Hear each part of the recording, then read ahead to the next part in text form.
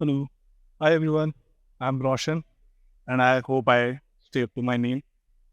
So today here we are here to discuss the real-time chat app we have developed in our recent projects.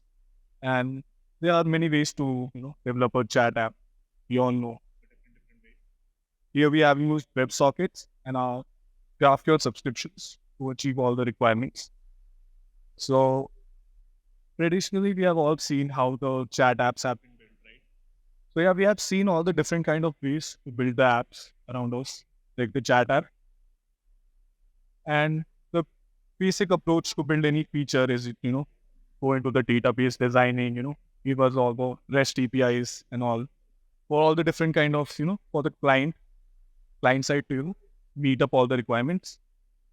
But here we have used our own, like we were already using GraphQL in our project, like we were using the whole technology Hasura as in whole, but it gives you also GraphQL subscriptions as a side product. And let's just go ahead. I will show you why did we choose this approach instead of any other approach of building the chat app. Efficient integration, as we can see that it gives us efficient integration by just all the front end people can just use the GraphQL subscriptions directly given by the Hasura in their projects, and they can leverage the power of Hasura GraphQL subscriptions. Hasura advantage always because we have been using this tech stack in our projects, and this was just a extension to our feature that we wanted to build the chat app. We knew that obviously for any real-time chat app, we need WebSockets. So we just integrated the subscriptions on the front end part. This gives us a robust solution as well because it's optimized and it's scalable at the same time. And later on, we just had to focus on the core development of the WebSocket parts, like how do we need to store the data, how we'll take care of the online and offline statuses of the user, and all the basic nitty parts in the socket. Other things will take care of by the Hasura subscriptions itself. You can just use it in the front end and get all the live data which are getting chased in the DB while this all the socket things are happening in the backend. I think Ankur can take over now and he will explain you the front end things. What we get. Thank you, Roshan. Thanks a lot. So I'll take it from here. What was the thinking of us when we are going through like what we'll do in front end? So whenever we start, let's say we start searching how will we develop a chat app. So whenever you search, first thing comes up as we have to do WebSocket. So we'll just go through what is WebSocket and GraphQL in a brief, and we'll as we go ahead, we'll just go deeply onto it. So as we know, REST. So unlike REST, WebSocket is basically it is a stateful connection. So it's bidirectional. So once you establish a WebSocket connection between client and a server, they can both communicate, and until the connection is like let's say exited. And GraphQL subscription are basically these take leverage of WebSocket. So they are built on top of WebSocket. So they give us they allow us to attach listener to each, let's say, tables or in our database, which we can see, let's say, real-time changes to our database. Let's say we are developing this chat app, or it's a notification, or another live data you want to see from your GraphQL, using GraphQL, you can see that. On the next slide, we'll see basically how we went ahead and just segregated some responsibilities between these two. So first, initially, we in WebSockets, we gave these three basic responsibilities.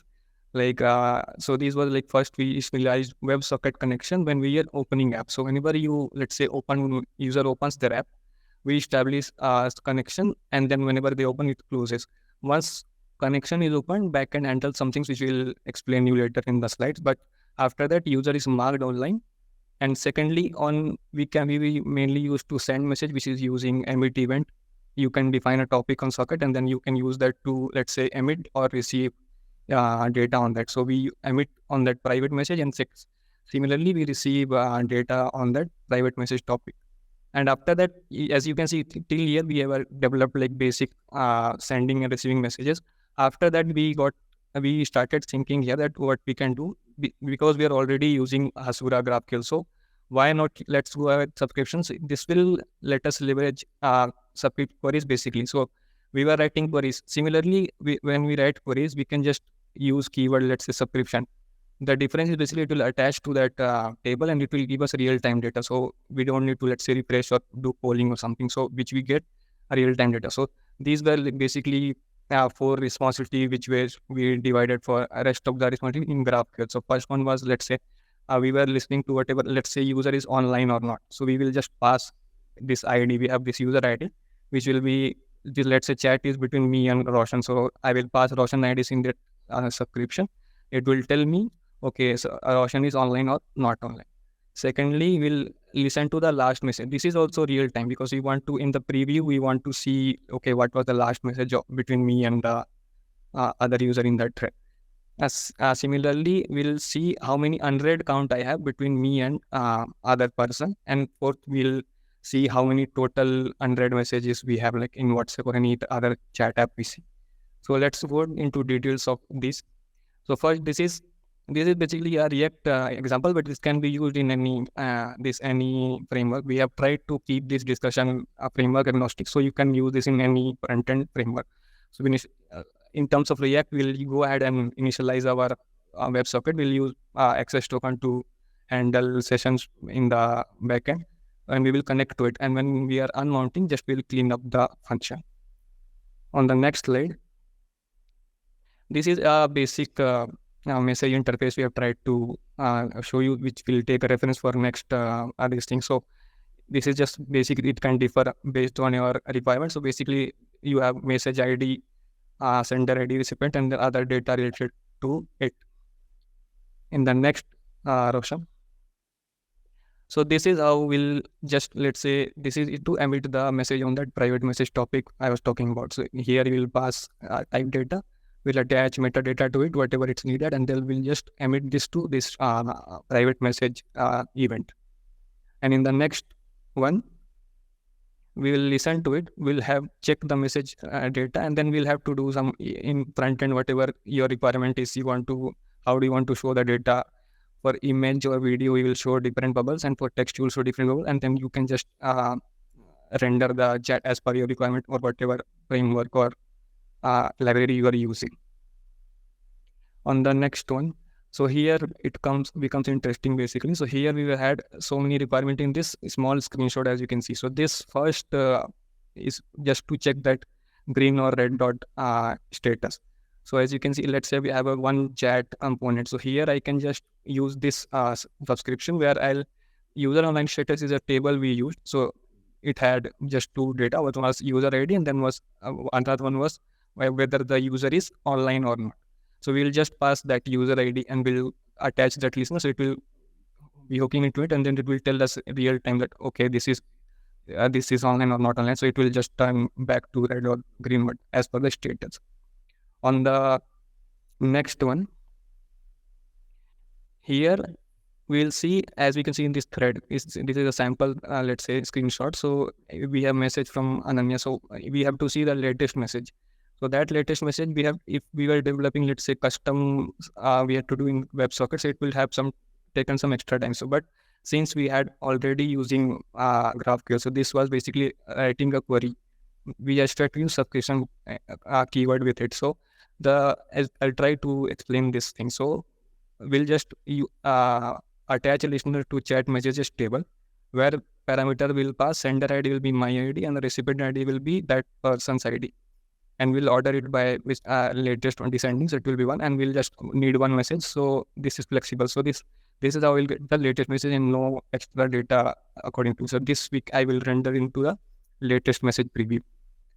And in the next one, this I can use to show that 3 or count we have on beside each chat component. So this I can use to, let's say, tell between how many unread message I have. So that similarly I'll pass sender ID and recipient ID, and I'll keep is red flag to false. So it will tell me unread messages only, and that I'll get the aggregate count from it. So it will automatically give me the count. I don't need data and then do count on it. So this will give me count, which I can show right beside the chat component. And in the next one, here we can, in chat, WhatsApp or any other apps also, we see how many total unread threads you have. So for threads, you just need similar thing. I just don't need any I will just one ID, which will be who they are sending message to. So this will be messages received to me, and count will be is read will be false. So unread messages received to me, and I'll distinct it on sender ID. So I don't need duplicate. So 3 is basically 6, but I'll distinct it on like user's ID. So it will be giving me 2 unread threads. That's how we can expand it to this one. In the next one. From here, I think Roshan will explain you how, after that WebSocket connection, how Roshan was handling everything in the backend. Thanks, Ankur. From here, we can take forward that all the things which Ankur was explaining about the GraphQL subscriptions he has been using, he's directly using all that data coming from the databases. Now we will just see what is the minimal code I'm talking about, what we just did in the backend. So core modules, which we can say here, was just the socket server setup. Okay. Later on the connection, we manage the online status. Obviously, we want to know our friends are online or not. And next is like saving all the messages which are coming in our sockets, just saving them all in the DB. And when the user gets disconnected from our platform, we just want to show that the offline status, right? We don't want the error there. So obviously Ankur was showing also that how, he's managing online statuses and offline statuses while closing and opening the app. As soon as the user opens the app, he becomes online. And as soon as they closes the app, they becomes offline. Okay. Let's just go name the next thing, which is like, while the connection is being established, obviously our like Express app is now a socket server. But when someone tries to connect to our server, we need to verify if they are known connections or not. So obviously we have this authentication here. We check the access token, which is sent by Ankur from the front end while setting up the connections. So yeah, we just verify the token and set up that session, like the user ID, which shows the user who's getting connected to the socket. And the next thing, we just manage their online statuses while when they join to the socket. In the next part, we have 2 things. When the user is getting disconnected, we are managing the offline statuses as well. But the main part here is that we didn't have to write a lot of code. We didn't have to write anything actually. We just had to, in the backend, we have to manage the online and offline status. And in the next slide, you will see the storing the messages. So we just had to store the messages, and Ankur was already subscribed to all the database changes from the front end. So he was just able to see all that in real time. This is the actual use case of Asura subscriptions. You can use it in any real-time chat app, like not just chat apps, any real-time apps. Like if you want to show live tracking apps, you can use it there. If you want to show, like you are making a website where you want to show the polls, people are voting real time, you want to show the results, you can use Asura subscription there as well. So this thing like storing the messages, we just have like the message format, which was Ankur talking about. We have the basic things, sender ID, recipient ID, which, all the basic things in the chat app. We are storing them in the DP. And as soon as they are stored, Ankur is subscribing to them and showing it in the front end. In the conclusion, we would just say that obviously this was the best way to build the chat features, because we already had Asura with us in our existing tech stack for the project, and the flexibility and the efficiency. You can scale it to like possible, I would say the efficiency is there, the scale is there, whatever the needed from a feature, it is already there. Just have to integrate it. And this was the thing I never thought like we can build a chat app just by the Asura subscriptions. And this was something really new for me when I was working on this. I hope you also find it new. I think Ankur, if you have anything to say, add to this. Yeah, thanks, Roshan. I'll just add a conclusion. As we know, this building chat app problem statement is not very new. Like we have been doing this, let's say from college, internship and everything. So, but when you actually get the problem, you start searching. And I was also searching, but as you can see, this is like still different from n number of solution or n number of videos or articles available out there. So I'll just say, the main takeaway for us was to read all the information, will still be open to any unconventional or anything new out of the box ideas to adopt this. That's all from my side. Thank you guys. Thank you for all your time. And this GeekSpeak has been started after a very long time. I thanks a lot for getting this opportunity from all you guys. Thank you.